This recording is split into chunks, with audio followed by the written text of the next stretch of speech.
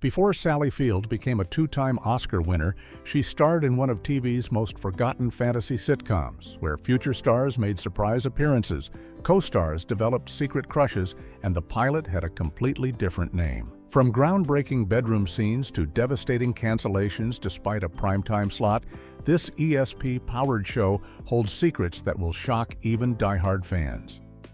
Fact 1. The pilot had a completely different title. When The Girl with Something Extra first premiered on NBC in September of 1973, viewers might have been surprised to learn that the pilot episode they were watching had originally been created under a completely different name.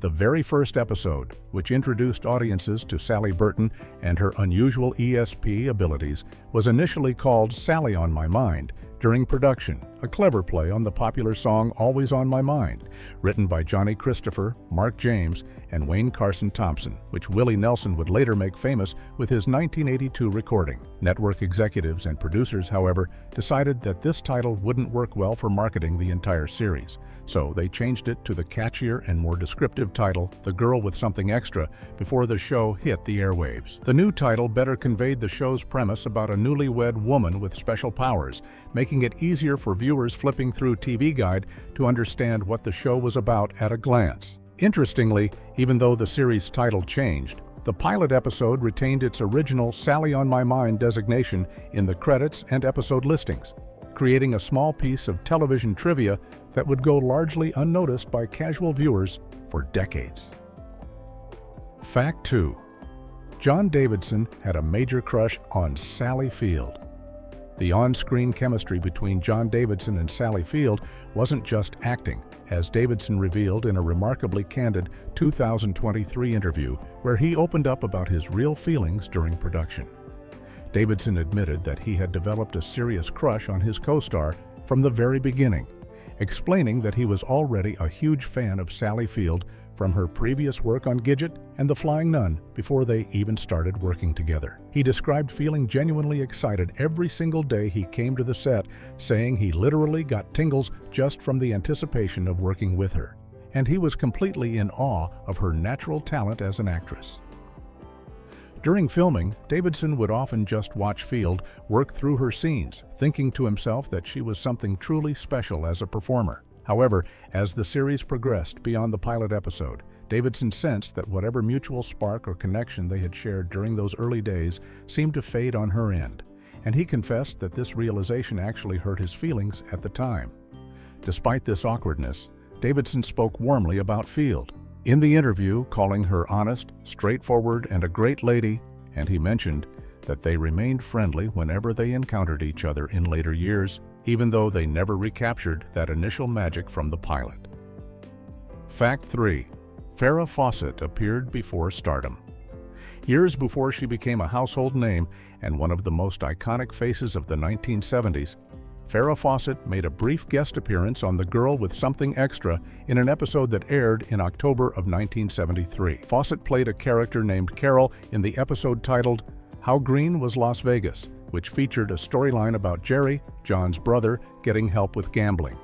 At the time of this appearance, Fawcett was just another working actress taking on small television roles to build her career, and she was still several years away from landing the role that would transform her into a cultural phenomenon. It wasn't until 1976 that Fawcett would be cast as Jill Monroe in Charlie's Angels, the role that would launch her to superstardom and make her one of the most recognizable celebrities in America, with her famous poster becoming the best-selling pinup of the decade. For fans who go back and watch The Girl with Something Extra today, spotting a young Farrah Fawcett in this single episode feels like discovering a time capsule from before she became famous, offering a glimpse of the actress working in the trenches of television guest spots alongside Sally Field, who was herself still years away from her own dramatic breakthrough and eventual Academy Award wins. Fact 4. Teri Garr was a recurring guest star. Long before Teri Garr, however, became famous for her Oscar-nominated performance opposite Dustin Hoffman in Tootsie and her memorable role in Young Frankenstein, she appeared as a recurring character on The Girl with Something Extra during the 1973-74 season. Garr played a character named Amber across 4 different episodes, making her one of the more frequent guest stars on the short-lived series and giving her valuable experience in front of the camera during the early stages of her career. At this point in her professional life, Garr was still primarily known as a background dancer who had worked with Elvis Presley in several 1960s films, and she was actively working to transition into more substantial acting roles on television. Her recurring role on The Girl with Something Extra represented one of her earliest significant television appearances, where she had an actual character to develop over multiple episodes rather than just a single one-off guest spot. The experience of working alongside Sally Field, who was already an established television star despite being relatively young herself, likely provided Garr with important lessons about comedic timing and sitcom performance that would serve her well throughout her later career, which eventually included her breakthrough as Gene Wilder's lab assistant in Mel Brooks' 1974 comedy classic. Fact 5. The show got a rare TV Land Award nomination 3 decades later. In a surprising turn of events that demonstrated the show's lasting nostalgic appeal, The Girl with Something Extra received recognition from TV Land in 2004, a full 3 decades after its cancellation and disappearance from the airwaves. The series was nominated for a TV Land Award in the category called Superlatively Supernatural, which celebrated fantasy and supernatural-themed sitcoms from television's golden age. This nomination was particularly remarkable because the show had only lasted 1 season with 22 episodes and had been largely forgotten by mainstream audiences, unlike more enduring fantasy sitcoms from the same era, such as Bewitched or I Dream of Jeannie, that remained in constant syndication. The TV Land Awards were known for honoring classic television shows and giving recognition to series that may not have received their due appreciation during their original runs, and the fact that The Girl with Something Extra was even remembered enough to be nominated speaks to how it had carved out a small but dedicated cult following among fans of 1970s television. The nomination placed the show in competition with other supernatural sitcoms that had similarly explored magical or paranormal themes during the 60s and 70s, acknowledging its place in that specific subgenre of American television comedy, even though it never achieved the commercial success of its better-known competitors. Fact 6. It featured TV's first bare-chested husband in bed. The Girl with Something Extra may have quietly broken ground in television history by showing John Davidson's character sleeping bare-chested in bed alongside his wife, something that viewers at the time noted as being potentially unprecedented for depicting a married couple on American television. During the early 1970s, broadcast standards and practices were still quite conservative when it came to showing married couples in bedroom scenes, with most sitcoms keeping husbands fully dressed in pajama tops even when they were supposed to be sleeping. According to reviews from viewers who watched the show both during its original run and in later reruns, Davidson appeared shirtless in bed in multiple episodes, presenting a more realistic and natural depiction of how married couples actually sleep compared to the buttoned-up portrayals that dominated television at that time. This choice by the show's producers and network executives represented a small but meaningful shift in what was considered acceptable to show on family-friendly primetime television, reflecting the gradual loosening of content restrictions that would continue throughout the decade. While this detail might seem insignificant by today's standards, it was the kind of subtle boundary pushing that helped. Television slowly evolved toward more authentic representations of married life, even if the show itself didn't survive long enough to receive credit for being ahead of its time in this particular aspect of its presentation. Fact 7. Jack Sheldon was already famous for Schoolhouse Rock. While Jack Sheldon played John's brother Jerry Burton on The Girl with Something Extra, he was simultaneously becoming one of the most recognizable voices in American children's television through his work on Schoolhouse Rock, the beloved educational cartoon series that began airing on ABC in 1973. Sheldon was a highly accomplished jazz trumpeter who had played with legends like Stan Kenton and Benny Goodman, and he had also served as the bandleader and sidekick on The Merv Griffin Show for many years before landing his role on this sitcom. During the exact same time period that The Girl with Something Extra was on the air, Sheldon was recording his iconic vocal performances for Schoolhouse Rock, including the unforgettable I'm Just a Bill, where he voiced the singing bill explaining how legislation becomes law, and Conjunction Junction, where he sang about grammar and connecting words. These educational songs became so deeply embedded in American pop culture that generations of children and adults would instantly recognize Sheldon's distinctive voice and jazzy singing style, even if they never knew his name or saw his face. The fact that Sheldon was juggling both a sitcom role and these career-defining musical performances at the same time demonstrates the incredible range of his talents, and it means that viewers watching The Girl with Something Extra were actually seeing the man behind some of the most memorable educational songs ever created for television. Fact 8. Sally Field studied with Lee Strasberg immediately after cancellation. The cancellation of The Girl with Something Extra in 1974 turned out to be a pivotal turning point in Sally Field's career as she made the crucial decision to study serious dramatic acting at the Actors Studio under the legendary Lee Strasberg, who had trained some of Hollywood's greatest performers, including Marilyn Monroe, Al Pacino, and Robert De Niro.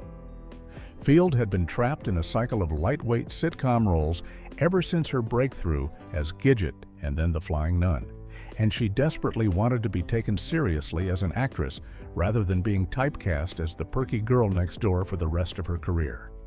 Strasberg became an essential mentor to Field, teaching her method acting techniques and helping her develop the emotional depth and dramatic range that her previous television work had never required or allowed her to display.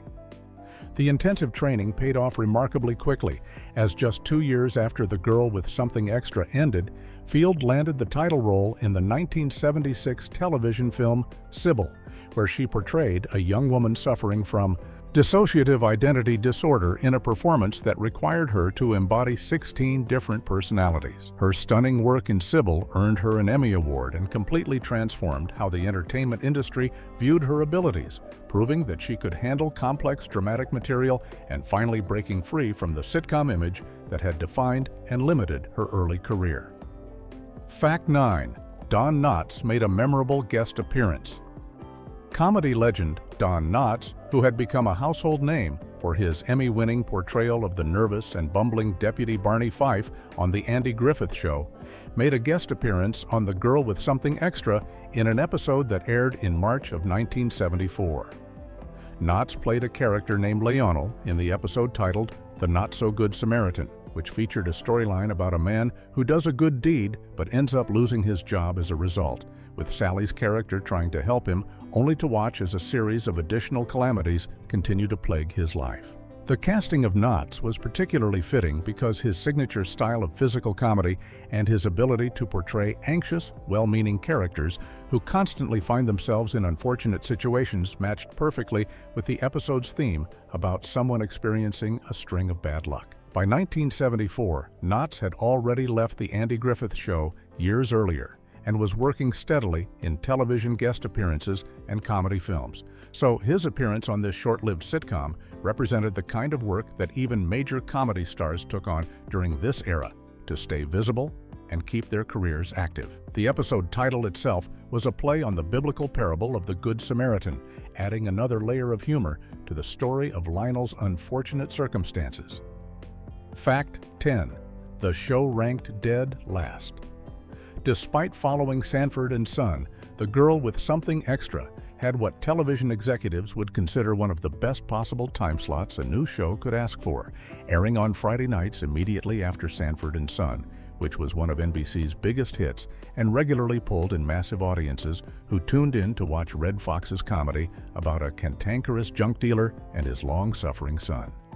In the world of television scheduling, having a show follow a popular program is considered a huge advantage because viewers often stay tuned to the same channel rather than switching to a competitor, a phenomenon known as lead-in audience retention. Despite this enviable position in the schedule, The Girl with Something Extra completely failed to capitalize on the opportunity and ranked 59th out of 80 programs that season, earning only a 15.2 rating, which placed it near the absolute bottom of all shows on television that year. The dismal ratings made the cancellation decision incredibly easy for NBC executives, as the show clearly wasn't connecting with audiences even when they were already watching the network and had just finished enjoying a comedy hit.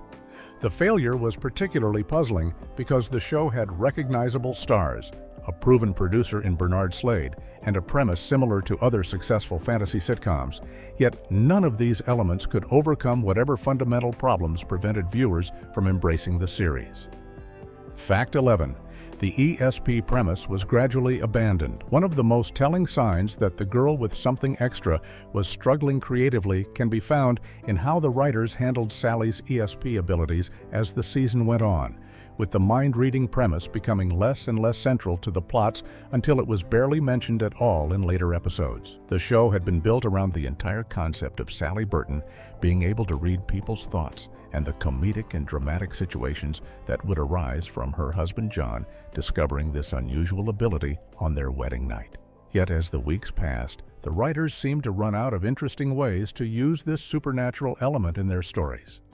Instead of finding creative new angles on how ESP could complicate or enhance the couple's daily life, the scripts increasingly focused on more conventional sitcom plots about married life, work situations, and interactions with friends and family that could have appeared in any show without any special powers involved. This gradual abandonment of the show's unique selling point suggests that the creative team had difficulty sustaining storylines around the ESP concept and may have realized too late that the premise, while attention-grabbing, was too limiting or too difficult to write around week after week. The shift away from the supernatural elements effectively turned the show into a generic romantic comedy that had no particular reason to exist, removing the one thing that made it stand out from other sitcoms on television. Fact 12. A pulp novelization exists from 1973. In 1973, Lancer Books published a tie-in paperback novel written by Paul W. Fairman, a prolific science fiction and pulp writer who had previously worked as the founding editor of If magazine and had also edited Amazing Stories and Fantastic during the 1950s. The novel, simply titled The Girl with Something Extra, was marketed as a Lancer original that had never been published before, and it featured Sally and John Burton as the main characters along with the supporting cast from the television series. What makes this novelization particularly unusual and interesting for collectors is that Fairman wrote an entirely original story rather than adapting any specific episode that had aired on television, creating a plot about Sally and John attempting to stop a bank robbery only to discover that Sally had made a mistake by hearing a jumble of confused thoughts and mixing up the real robber with an innocent wealthy bank customer. The book ran nearly 200 pages, which was quite substantial for a television tie-in paperback of that era, and it was likely published around August or September of 1973 to coincide with the show's premiere and hopefully capitalize on any viewer interest the series might generate. For fans and collectors today, the novel represents a rare piece of merchandise from a show that produced very little in terms of spin-off products. Fact 13. An episode adapted, The Gift of the Magi. The Girl with Something Extra featured a Christmas episode that adapted one of the most beloved short stories in American literature, O. Henry's The Gift of the Magi, which tells the tale of a young married couple who each secretly sacrifice their most prized possession to buy the perfect gift for the other, only to discover that their gifts are now useless because of what they've given up.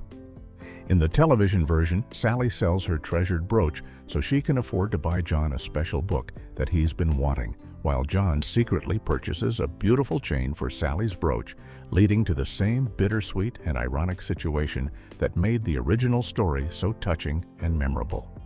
This episode reportedly stood out as one of the more emotionally resonant installments of the series, as it moved away from the typical ESP-related comedy plots and instead focused on the genuine love and sacrifice that characterized Sally and John's relationship.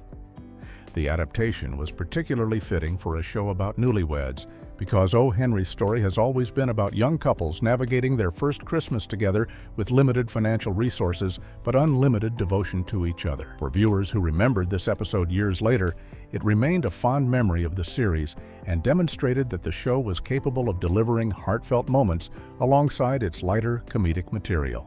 Fact 14. Leo Penn directed the best episode, Episode 9 of The Girl with Something Extra, titled And Baby Makes Two, which aired in November of 1973, is widely considered to be the peak of the entire series and was directed by Leo Penn, a veteran television director who would later become known as the father of actors Sean Penn and Chris Penn. Leo Penn had extensive experience directing television during the 1960s and 70s, and his skilled hand brought a level of sophistication and depth to this particular episode that elevated it above the typical sitcom fare that dominated the rest of the season. The episode featured a surprisingly progressive storyline for early 1970s television, focusing on Sally's friend Anne, played by Zora Lampert, who announces that she wants to have a baby but doesn't want to get married, a concept that was quite controversial and ahead of its time for a family sitcom. The plot explores interesting dynamics as Sally initially supports her friend's modern thinking while John reacts with shock and disapproval, but the situation becomes complicated when Anne reveals that she thinks John would be the perfect father for her child, which causes Sally to become jealous while John finds himself flattered by the attention. The episode's willingness to tackle unconventional family structures and changing social attitudes demonstrated that the show had potential for more thoughtful and nuanced storytelling than it typically achieved. Fact 15. Only 21 of 22 episodes were available for decades. For decades after The Girl with Something Extra ended its brief run in 1974, one of the show's 22 episodes remained mysteriously missing from television archives, creating a frustrating gap for collectors and fans who wanted to see the complete series. When Get TV began airing reruns of the show in 2017 as part of their Sally Field Binge programming block, which also included her other early sitcoms, viewers quickly noticed that only 21 episodes were being broadcast in rotation, with one episode conspicuously absent from the schedule with no explanation provided by the network. The missing episode became something of a holy grail for television historians and completists who tracked down rare and obscure programs from the past, as no one seemed to know whether the episode had been lost due to poor archival practices, damaged film stock, legal issues, or simply misplaced materials over the decades of the show sitting in storage. This situation was not entirely uncommon for television shows from the 1970s, as many networks and production companies were not particularly careful about preserving their content during that era, often recording over tapes to save money or storing film reels in conditions that led to deterioration. The existence of this lost episode added an element of mystery to an already obscure series, making it even more intriguing for fans of vintage television who enjoy hunting down rare broadcasts.